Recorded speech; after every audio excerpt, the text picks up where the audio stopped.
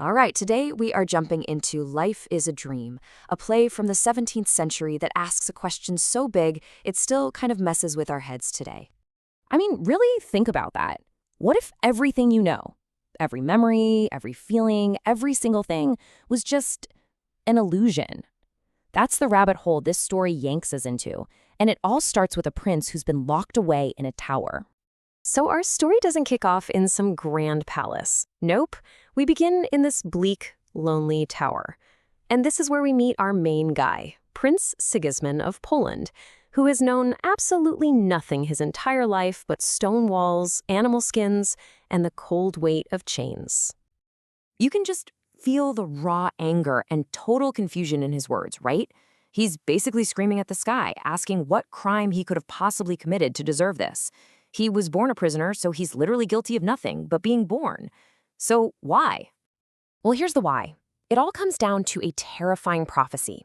His father, King Basilio, who was obsessed with astrology, looked at the stars the moment Sigismund was born and saw this horrible future, a future just drenched in blood, where his own son would tear the kingdom apart and, yeah, even kill him.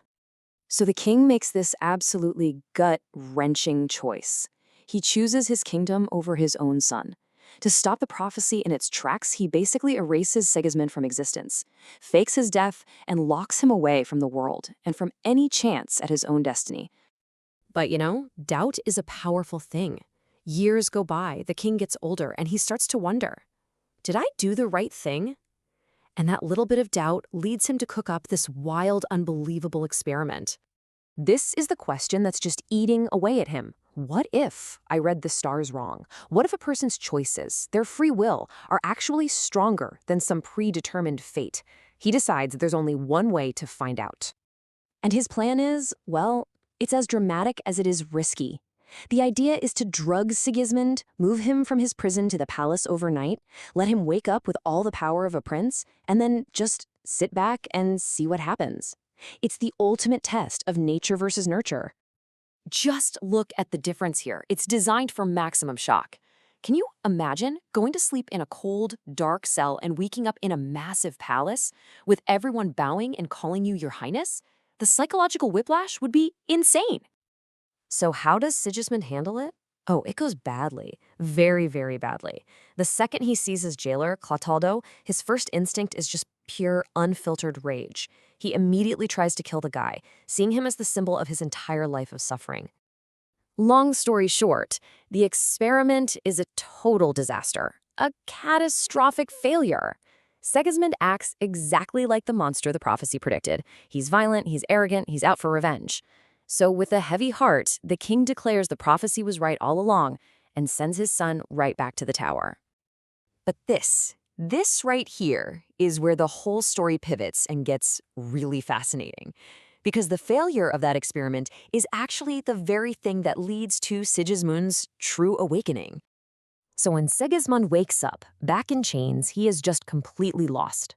And that's when Clotaldo tells him this masterful, brilliant lie, that his time as a prince, the palace, the power, all of it, it was just a dream.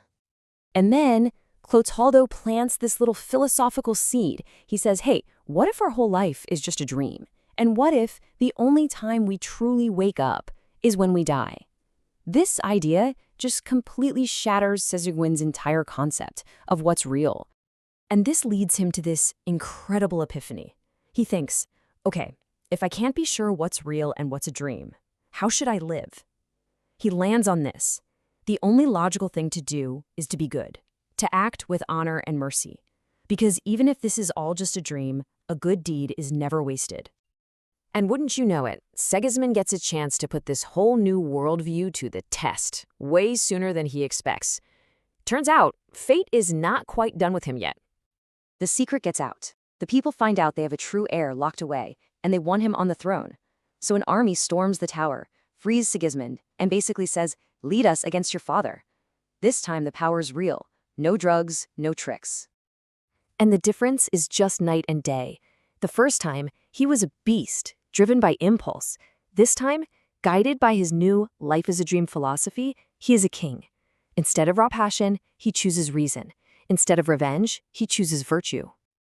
Now, the first real test of this new Sigismund comes when his soldiers capture Clotaldo.